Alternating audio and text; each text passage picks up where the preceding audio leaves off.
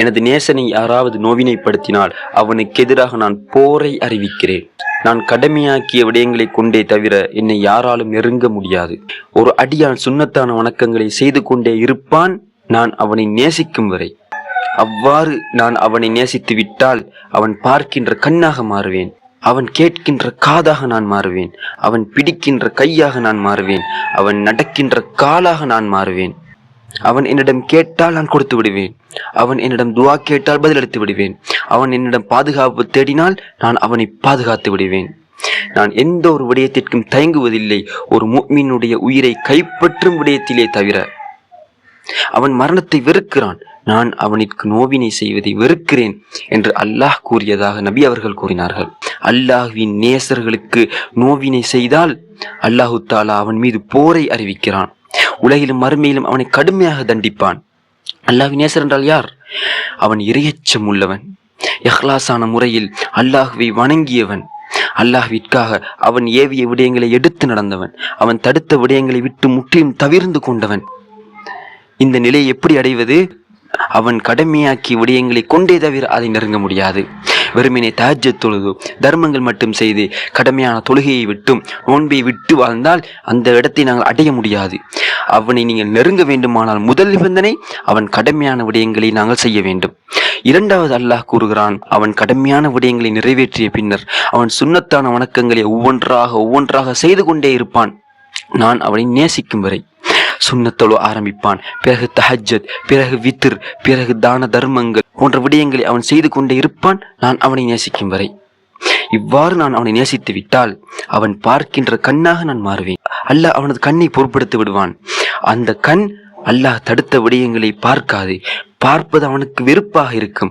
அல்லாஹ் தடுத்த விடயங்களை கேட்காது என்று அல்லாஹ் காதை பொருட்படுத்தி விட்டான், அதை கேட்பது அவனுக்கு வெறுப்பாக இருக்கும். அவன் தடுத்த விடயங்களை அவனது கை பிடிக்காது என்ற அல்லாஹ் அவனது கையை பொருட்படுத்தி விட்டான். அதே போல அவன் தடுத்த விடயங்களை நோக்கி அவனது கால் நகராது என்று அல்லாஹ் அதை பொருட்படுத்தி விட்டான். இன்னொரு கருத்து இருக்கிறது, இந்த உறுப்புகள் மீது அல்லாஹ் பரக்கத் செய்து விடுவான். நீங்கள் நடக்கும் இடமெல்லாம் பரக்கத்தாக மாறும். நீங்கள் பார்க்கும் இடம், தொடும் இடம், கேட்டு அது உள்ளத்துக்கு போகும் விடயம் அனைத்தும் பரக்கத் பொருந்தியதாக மாறும். இதனால் தான் நபி ஸல்லல்லாஹு அலைஹி வஸல்லம் அவர்கள் தனது கையை ஒரு விடயத்தில் நுழைத்தால் அதில் பரக்கத் ஏற்பட்டு அதில் அதிகமாக வந்து கொண்டே இருக்கும், அதை மக்களுக்கு கொடுத்து கொண்டே இருப்பார்கள். இவ்வாறு எத்தனையோ ஹதீஸ்கள் காணப்படுகிறது. நபி அவர்கள் எந்த கால்கள் நடந்தார்களோ அந்த கால்கள் பரக்கத் செய்யப்பட்டு இன்றும் எங்கள் கண்களால் நாங்கள் பார்த்து கொண்டிருக்கிறோம். செல்வ செழிப்பில் அது மிளிர்ந்து கொண்டிருக்கிறது. அதே போல இறைவன் தொடர்ந்தும் கூறுகிறான், அவன் கேட்டால் நான் கொடுத்து விடுவேன், அவன் துஆ கேட்டால் நான் பதிலளித்து விடுவேன். இதனால் தான் நபி அவர்கள் ஒரு நாள் மிம்பரில் இருந்தார்கள். ஒரு சஹாபி வந்து கூறினார், பஞ்சம் ஏற்பட்டு விட்டது, வறுமை ஏற்பட்டு விட்டது, மழை நின்று விட்டது, எனவே துஆ கேளுங்கள் என்று. நபி அவர்கள் கையை உயர்த்தி மழை வேண்டி பிரார்த்தித்தார்கள். கையை விடுவதற்கு முன் உடனே மழை பெய்தது. அதனால் நபி அவர்களது தாடி நனைந்தது. இவ்வாறு அந்த அடியான் கேட்டால் கொடுத்து விடுவான்.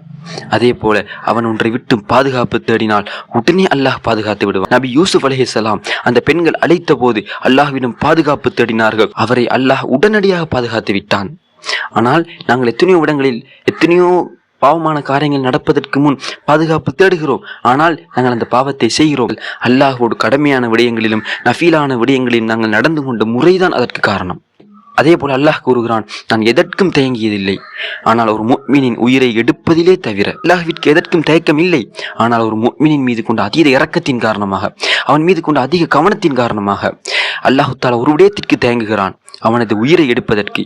ஏனென்றால் அவன் மரணத்தை வெறுக்கிறான். எனவே நானும் அவனை நோவினைப்படுத்துவதை வெறுக்கிறேன் என்று அல்லாஹ் கூறுகிறான்.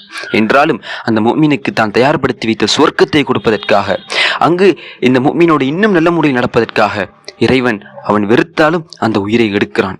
எனவே அல்லாஹ்வுடைய நேசர்களாக ஆவதற்கு நாங்கள் முயற்சி செய்வோம். அஸ்ஸலாமு அலைக்கும் வரஹ்மத்துல்லாஹி வபரகாத்துஹு.